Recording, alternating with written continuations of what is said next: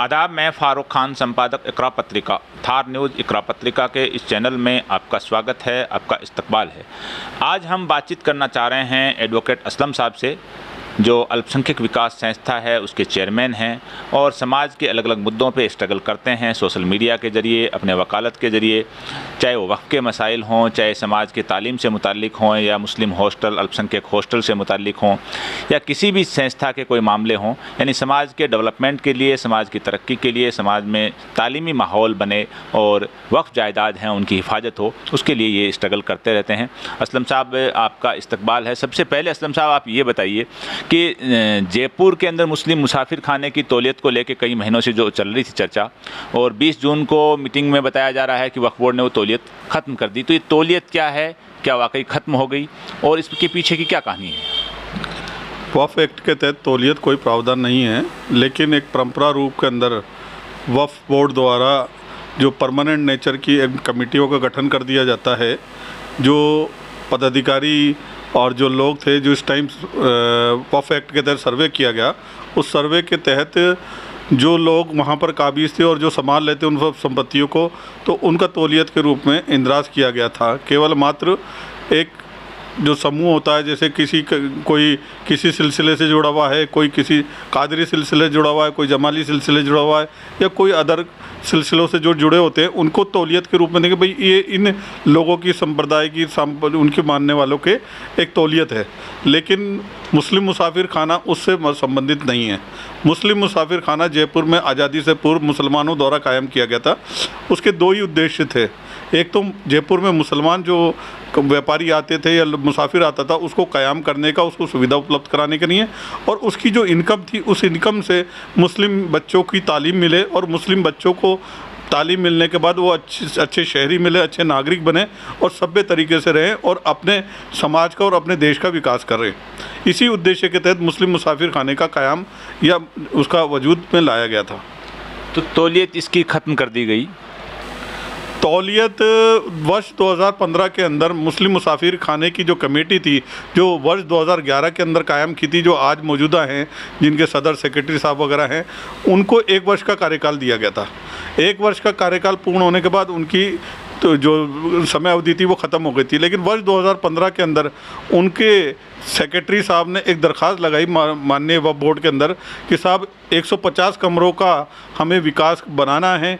Banquet hall बनाना है, conference hall बनाने हैं और इस संपत्ति का हम डेवलपमेंट करना चाहते हैं और एक ख्वाब, एक सपना, एक विकास का आयाम स्थापित करना चाहते हैं, जिससे मुसलमानों का भी भला होगा, वक्फ बोर्ड का भी भला होगा और मुसाफिर खाने का भी भला होगा। लेकिन वर्ष 2015 के अंदर बोर्ड ने उन पे यकीन करने के बाद उनको उस प्रोजेक्ट के लिए केवल मखसूसी तौर पे कि साहब उस प्रोजेक्ट के लिए और जो एप्लीकेशन थी उसके आधार पर विकास के कार्य लंबित होने की वजह से उनको तौलियत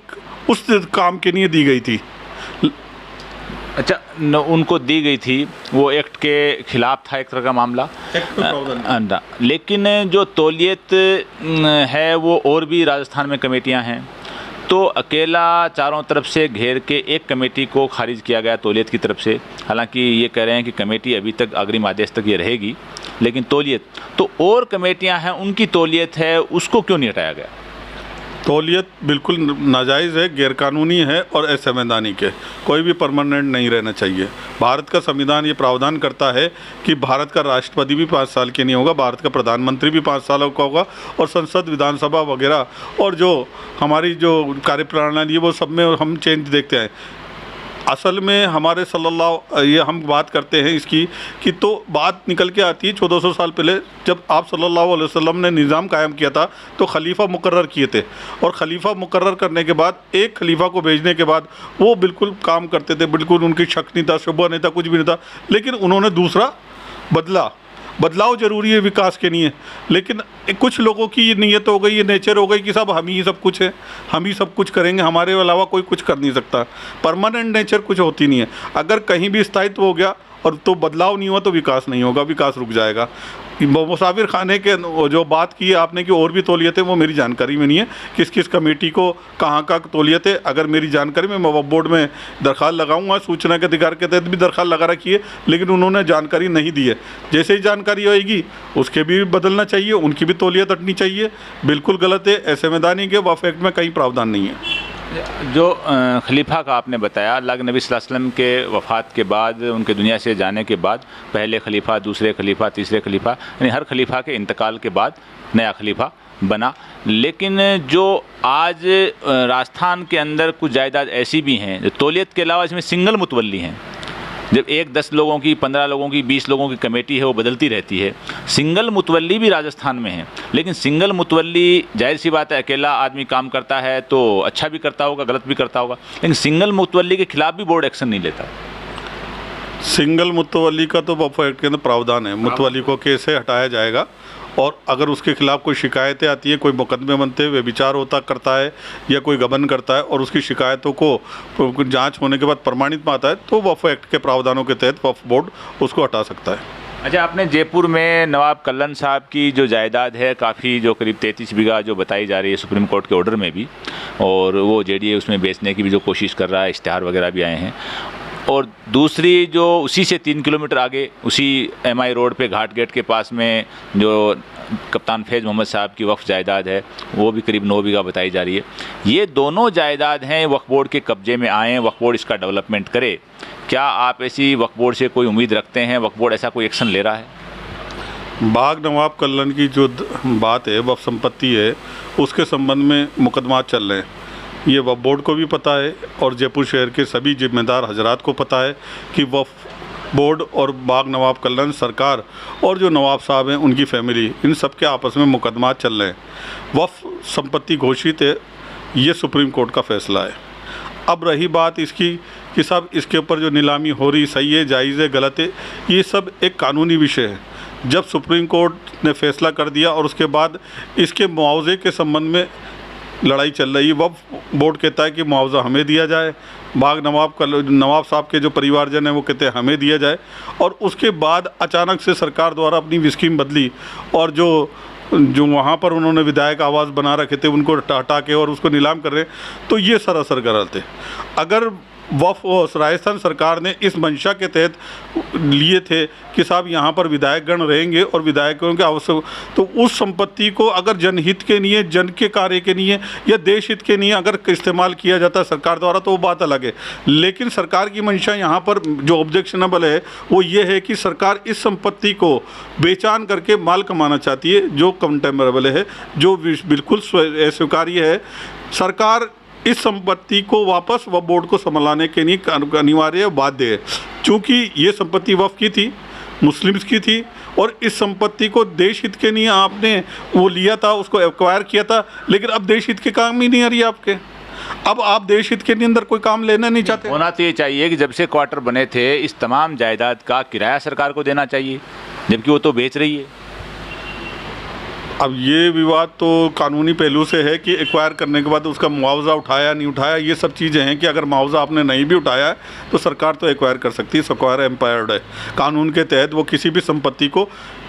न्याय हित में, लोकल हित में और देश हित के अंदर ले सकती है।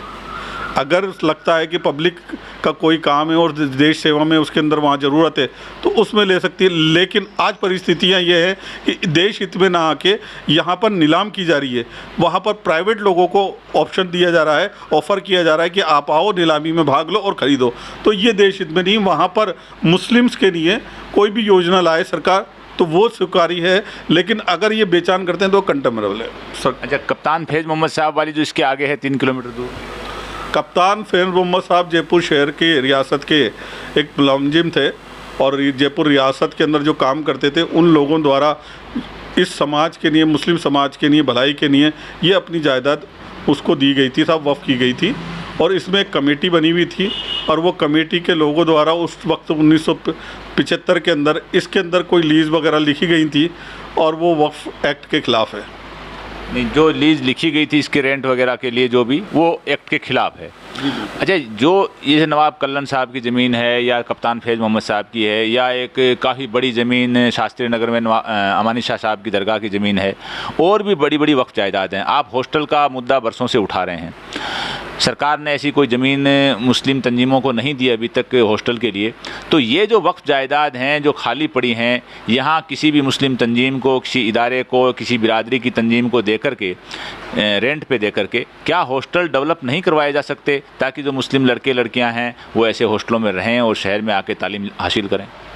बिल्कुल, इस पे हॉस्टल कायम होना चाहिए, एजुकेशन सेंटर बनने चाहिए, हब बनना चाहिए। मैं आपको याद दिला दूं, जब अबू बकर नकवी साहब इसके चेयरमैन थे और एक कमेटी गठित हुई थी केंद्र सरकार से, और उस कमेटी के मेंबरान द्वारा के फैज़ मोहम्मद कप्तान साहब के आते का निरीक्षण किया था, और उसके अंदर उन्होंने कहा था कि यहाँ नगीनों की गद्दियाँ बनी जाएंगी, एक मॉल बनाया जाएगा। और एक तो एक कमेटी के सदर थे, जयपुर शहर के जिम्मेदार थे, वो कहते थे साहब यहाँ तो हम महिलाओं के लिए एक प्रोजेक्ट ला रहे हैं, महिलाओं का कॉम्प्लेक्स बनाएंगे और बिल्डिंग मॉल बनाएंगे। जैसे ही हमें अखबारों के ज़रिए जानकारी हुई,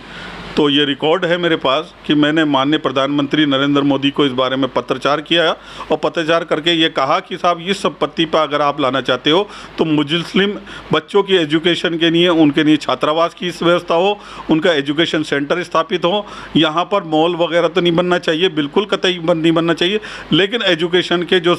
आयाम हैं, हॉस्टल है, एजुकेशन सेंटर है, कॉलेज है, स्कूल है, उनकी स्थापना की जाइए, ताकि कि इस ज़मीन के पीछे जो लाखों की आबादी, करीब 3 लाख मुस्लिम परिवार रहते हैं, जो घनी आबादी क्षेत्र है, करीब 5 से 7 लाख रुपए दोनों विधानसभा क्षेत्र, जो हवा महल विधानसभा क्षेत्र, किशनपोल, आदर्श नगर विधानसभा क्षेत्र में मुसलमान निवास करते हैं, उनके बच्चों को नहीं कोई एक अच्छा स्कूल प्राप्त है, नहीं कोई अस्पताल प्राप्त है, नहीं कोई हॉस्टल है, नहीं कोई और शिक्षा का एक इंफॉर्मेशन सेंटर कोई स्थापित है। उनकी ज़रूरतों को पूरा करने के लिए ही कप्तान फैज़ मोहम्मद साहब द्वारा इस संपत्ति को वक्फ किया गया था, और इस संपत्ति को धार्मिक और मुस्लिम समाज के लिए बेटर यूज़ के लिए इस्तेमाल किया जाए। यही 1975 की जो कमेटी थी, उसने जो अपने शब्द लिखे हैं लीज डीड में, वो यही शब्द हैं। वाकिफ़ की मंशा तो उसके अंदर यही है कि यहाँ बेटर यूज़ हो। मतलब जो बताया है वकील साहब ने कि वाकिफ़ की मंशा जो है उसके ख़िलाफ़ काम नहीं हो, और वाकिफ़ की मंशा है वो बताया है कि फलां फलां वेलफेयर के लिए हो। और बड़ी ज़मीन है शास्त्री नगर में अमानी शाह दरगाह शरीफ की, और नवाब कल्लन साहब की है, वो 33 बीघा है जो बताई जा रही है, 38 बीघा भी एक गजट के अंदर आ रही है पुरानी में, और कप्तान फैज़ मोहम्मद साहब वाली है वो भी 9। ये शहर के प्राइम लोकेशन में है,